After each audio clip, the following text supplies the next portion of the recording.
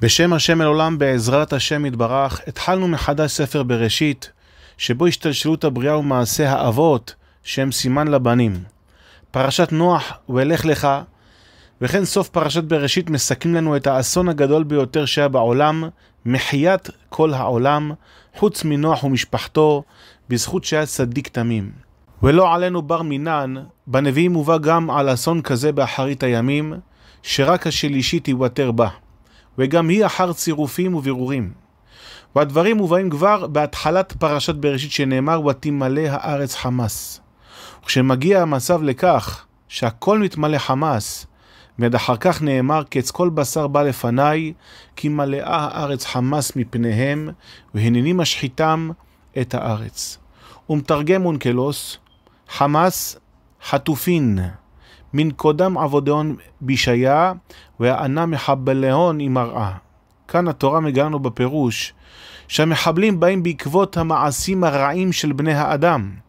וכאשר הדבר מגיע לשיאו, זה מה שמביא את הקץ הסופי להשחית את העולם. והנה הדברים קורים לנגד עינינו בשנים האחרונות, פגעים רבים באים לעולם, אם זה צונמי, אם זה רעידות אדמה, הוריקנים, ונוסף על כך, גם על ידי אנשי דלא מעלה, שלא בחינם קראו לעצמם חמאס. כמו שאומרת התורה לעת הקץ, נתמלא העולם חמאס, והחמאס חוטפים, הם חוטפים. וזה בא משום שהשחית כל בשר את דרכו, דהיינו גילוי עריות, וכל מה שבחרו כאמור לאל בסוף פרשת בראשית. וכן התרבה הגזל כמאמרם זיכרונם לברכה, על דרך הכתוב ביונה, ומן החמאס אשר בכפיהם.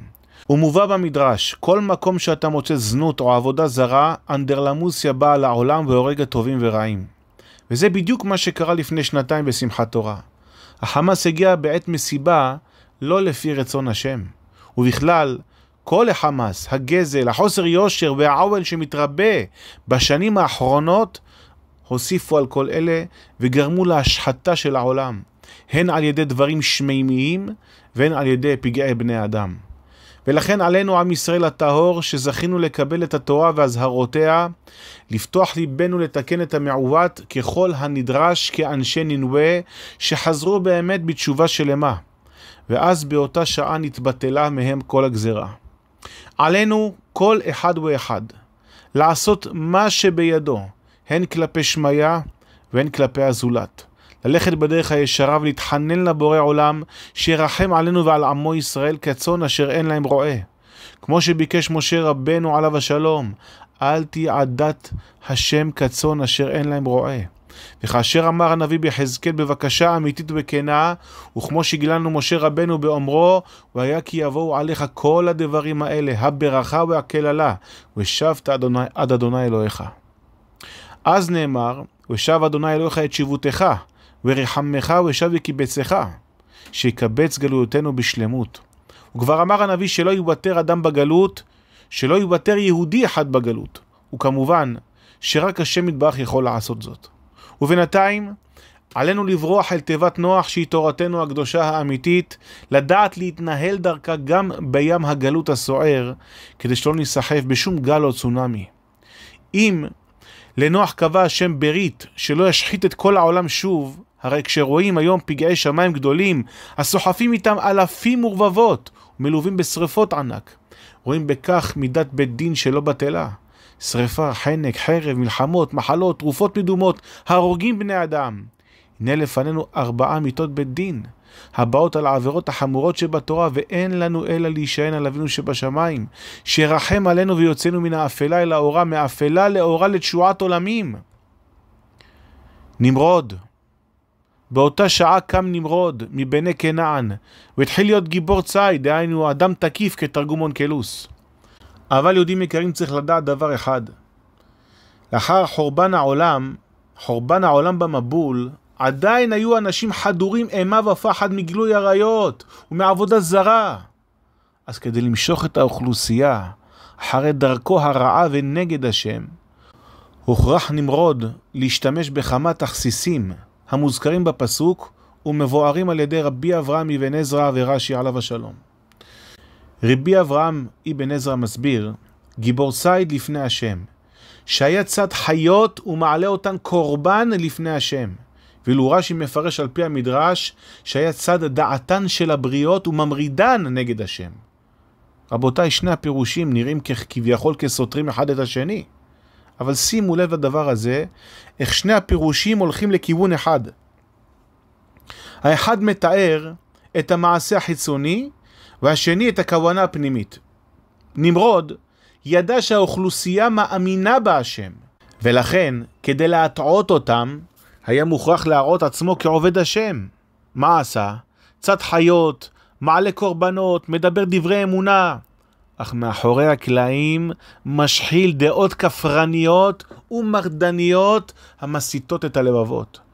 וזהו שאמר רש"י עליו השלום, צד דעתן של הבריות. דהיינו שהיה מטעה אותם בדרשותיו המוטעות, עד שהאנשים עצמם הגיעו למרוד בהשם. ורבותינו הוסיפו עוד פן ואמרו, שהוא לקח את הבגד של אדם הראשון, שהיה מעשה ידיו של הקדוש ברוך הוא, ובו היה לו כוח להטעות את הבריות, כי הלבוש העניק לו חזות קדושה שקרית. וכן עד היום, דרכם של הממרידים להטעות. לובשים חיצוניות מטעה, או נושאים דרשות הנראות אמיתיות ובכוונות טובות, כדי למשוך את הפתאים והתמימים אל דרכם. וזה גם רמוז בשם נמרוד, שם רשעים ירכב. נמרוד אותיות מודרן, כי הדרך המודרניזציה, רוצים שכל העולם יהיה שפה אחת ודברים אחדים, סדר עולמי חדש, חדשים מקרוב באו, לא שיערו מאבותיכם.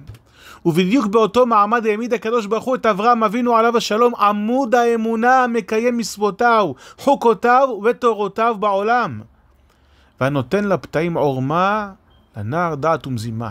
ואנחנו זרע אברהם אוהבי השם, עלינו ללכת בדרכו של אברהם אבינו עליו השלום, ולהשליך מעלינו דרכי נמרוד הממרידים את האדם על קונו, דרכי המודרניזציה, המחלישים את רצון האדם בעבודת השם.